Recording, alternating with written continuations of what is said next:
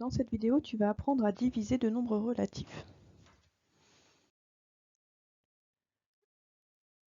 Pour trouver le signe d'un quotient, les règles vont être les mêmes que pour un produit. Si le quotient que l'on veut calculer comporte deux nombres relatifs qui sont de même signe, le résultat va être positif. Si le quotient que l'on veut calculer comporte deux nombres relatifs qui ont des signes différents, le résultat sera négatif.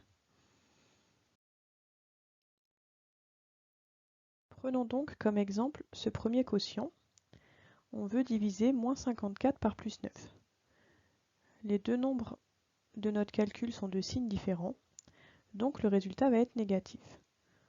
Pour trouver ensuite la valeur qu'il va falloir écrire après ce signe moins, il faut diviser 54 par 9. Diviser 54 par 9, ça revient à trouver le nombre qui multiplié par 9 va donner 54. Ici, c'est donc le nombre 6. Moins 54 divisé par plus 9 est donc égal à moins 6. Pour ce deuxième exemple, on a un quotient qui est écrit sous forme fractionnaire. Mais ça revient exactement au même qu'à faire une division.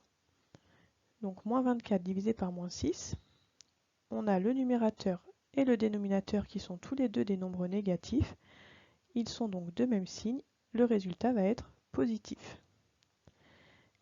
Et calculer 24 divisé par 6 maintenant revient à trouver le nombre par lequel il faut multiplier 6 pour arriver à 24. C'est le nombre 4. Donc le quotient ici de deux nombres négatifs va être égal à un positif et ici égal à plus 4.